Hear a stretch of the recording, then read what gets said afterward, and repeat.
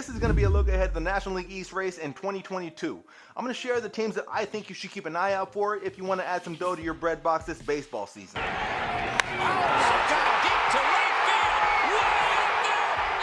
guys, welcome back and thanks for tuning in. I'm Sports Dave. Look, the National League East division race projects to be a very tight one, and I'm going to be here throughout this season to share my best bets and show you where to get the best odds. Make sure to subscribe and tap the bell if you would like to catch future videos. Better Off is an app dedicated to helping you maximize your best bets. With over a dozen books of shop odds, you can find the best numbers on the Better Off app.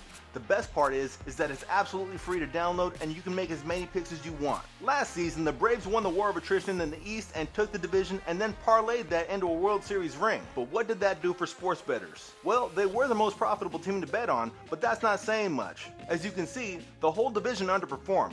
These numbers are based on betting on these teams at $100 per game all season long, and you can see that it was pretty ugly across the board. However, this division was also pretty active this offseason, and I'm going to show you which teams that I think did enough to help you fatten the bankroll in 2022. Before we get started, please show your support for all the work that it takes to research, create, and edit these videos. I appreciate you watching them, but hitting the like button, leaving comments, and sharing them goes a long way. The Braves are favored to repeat as winners of the NL East. The money line on that happening is plus 120.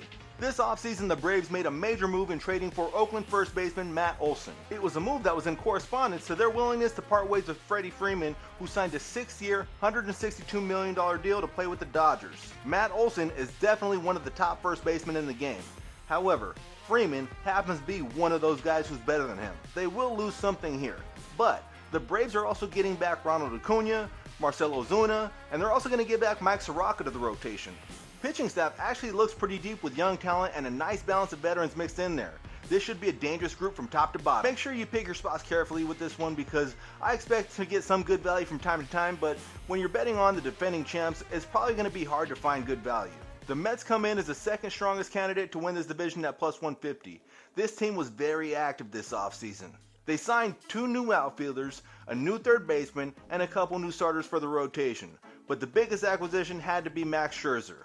This team actually didn't lose a lot in terms of production. Javi Baez was a late season rental, and Michael Conforto was good, but he was always hurt. But that's just it about this team. They always seem to be hurt, and they always have their main guys derailing their season with injuries. I look at the roster, and it screams contender, but then you find out DeGrom is out for God knows how long, and then Scherzer's nursing a hammy injury now. The Mets' success is going to probably hinge on how the pitching staff holds up, and right now it's looking pretty fragile.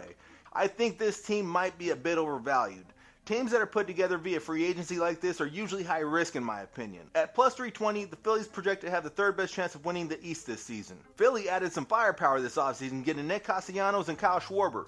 This should be a potent lineup. This team should be better. In fact, I expect them to contend for the crown. They are built like an American League team, bunch of burly dudes that can hit, and the pitching staff is solid but not spectacular. I do like their top 2 guys of the rotation. The other guys, we'll see. But I do expect their bullpen to be improved as well. I will be looking for good opportunities to bet on this team early in the year. I think this team could surprise, and I like their chances of winning this division.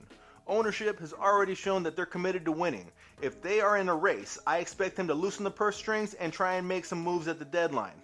The Miami Marlins look like they are being counted out of this race at 15-1, but I think that there's plenty to like about this team. They went out and signed World Series MVP Jorge Soler, which kind of feels like a flashy signing, but I still like it because of what he brings to a young clubhouse. They didn't lose a lot of production, but they also weren't very good last year either. I expect this team to have a solid season though. I don't think that they're going to win the division, but I wouldn't be surprised if they're in first place at some point in the middle of the year or even close to the end. They have a good young rotation of arms, but I have questions about their bullpen depth. Either way, I expect this team to be better than they're given credit for. The Marlins will be a team to keep an eye on. Look for good value. At plus 4,000, the Nationals look like they're a long shot to win this division, and rightfully so. This offseason, DC signed Nelly Cruz to be their designated hitter. Honestly, this move made 0 sense for me for both sides. The Nats had way more holes to fill than just a DH spot. I mean, last year, this team started off with Trey Turner, Kyle Schwarber, and Max Scherzer on their roster, but then they basically had a yard sale and started shipping guys off for peanuts. I expect this to be a pretty bad season for the Nationals, which is unfortunate for a guy like Juan Soto, who is probably going to be one of the best hitters of his generation. I don't like their rotation or their bullpen. This is a team I would probably suggest fading if anything, maybe even look for their games to go over a lot. So let's look again at everyone's odds to win this division with money lines converted to win probabilities.